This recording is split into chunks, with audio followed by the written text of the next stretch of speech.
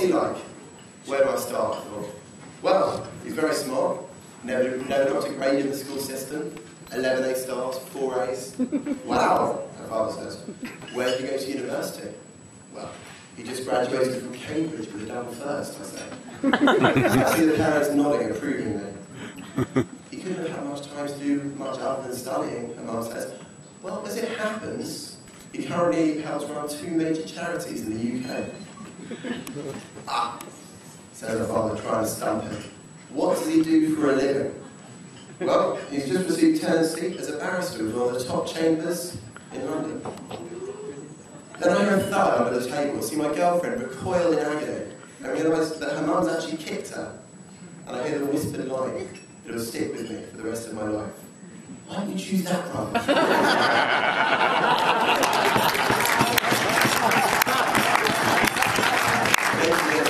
Presenting Laurie Sher in perfect catch. Or so it looks like on paper. And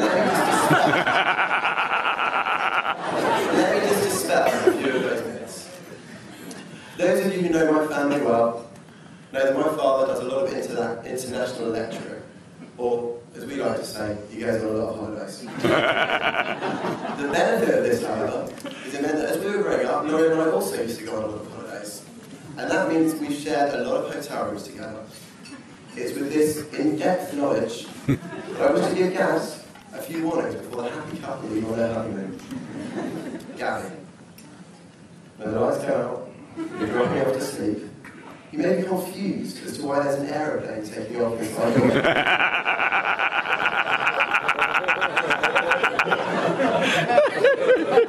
From experience, I can assure you that those supersonic sounds you're hearing are not a jumbo jet, but in fact the Laurie Sher signature snort. Now, I have more bad news for you. When you do finally get to sleep, it won't be for very long. Because Laurie will be getting up to go to the toilet. Because he's a big brother, he's got a bladder of 127-year-old.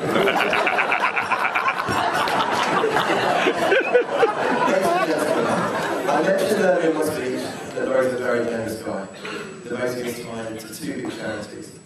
What Gabby doesn't know is that Laurie always likes to give a gift to the chambermaids every single morning. A tiny piece of his hair has fallen out that much.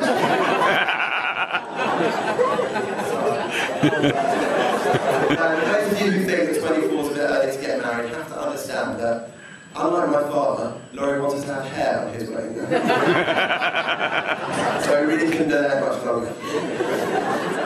Yes, I know what you're thinking. Toilet breaks, severe snoring, hair loss. That's what you've got to look forward to if you're honeymoon for the rest of your life. It's too late to back down now, sorry.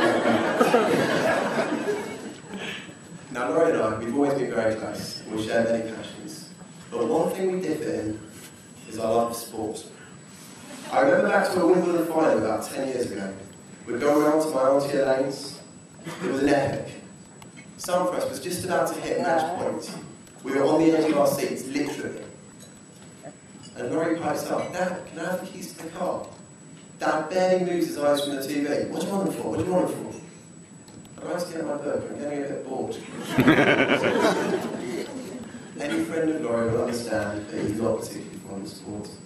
As far as I recall, he's never watched an FA Cup final, a Champions League final, even a World Cup final. But Gabby might have changed all this. While the rest of this room spent what they could of the summer glued to the TV, watching the illustrious British performance in Beijing, Laurie was busy setting his own record. The only British male to successfully not watch a single minute of the Olympics. But Laurie does do a bit of running. When Laurie ran the 5-kilometre mini marathon for breast cancer research, me, Dad, and Belinda. Oh, you know. Me, Dad, and Belinda went along to Hyde Park to watch him cross the finish line. We arrived a bit late because it was Laurie running. As we got out of the car, we heard the MC, Captain FM DJ, Albatros.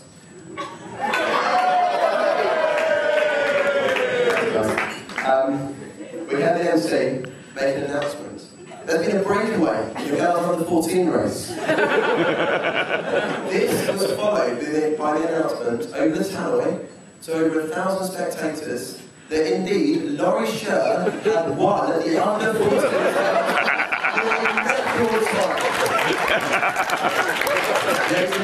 Laurie has never lived that down in our family, but at least we promised to keep it a family secret. We're all family here.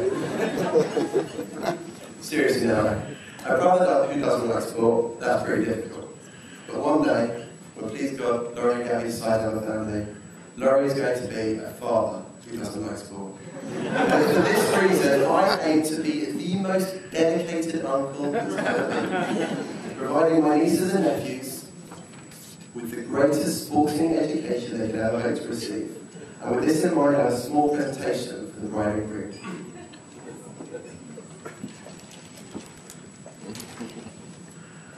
I make no apologies to Aaron Jackson or my father, as I present you guys with a baby-sized Arsenal kit. So I'm the first child of their way to supporting the very best football team this country has to offer.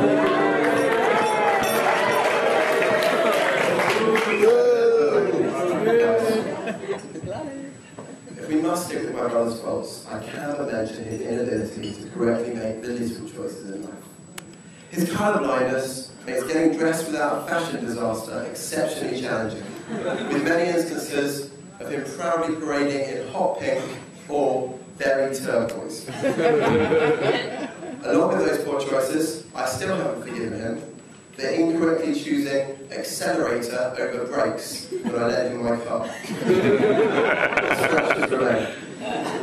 However, even if he makes a few dubious little choices, when it comes to the big ones, he's got no problems. A year ago, when Laurie told me he planned to propose, I was delighted. Not because of the open bar, not because of the free meal, but because of the girl.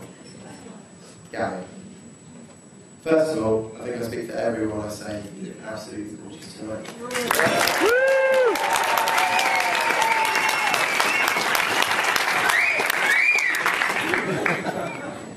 Alright. Since I first met you, I knew that you were perfect for Laurie. You have such a sparkling personality. You always make me laugh. I don't think I've ever seen you angry or unhappy. You're the only person in this room, possibly the world, that Laurie will concede defeat to in an argument. That's true. Gabby, I've never seen Laurie so happy as he is today. I know this tells to you, and I truly want to thank you from the bottom of my heart. I couldn't have wished for a better sister-in-law, and I can't wait to write my letters to Dr. Gabby and Mr. Laurie Sher.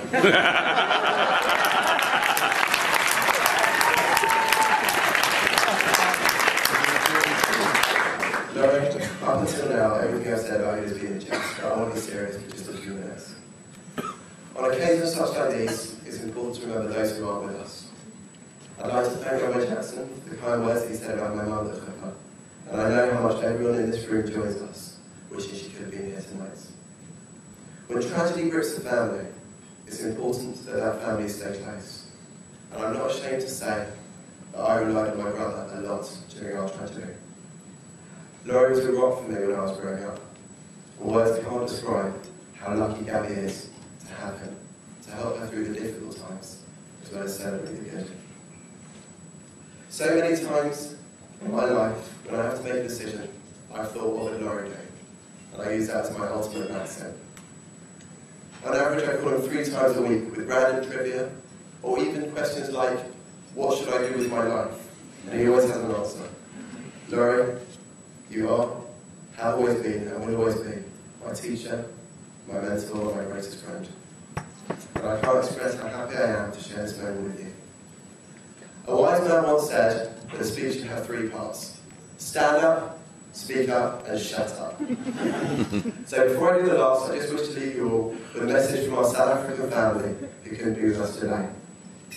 We wish you a life blessed with many riches and an abundance of happiness and peace. Our apologies for not being able to share in your happy day, but you're in our thoughts today and forever. Laurie and Gabby, I'm going to leave you with my toast. It's a very simple one. I hope, no, I pray, that the 2 of you remain as happy as you are today.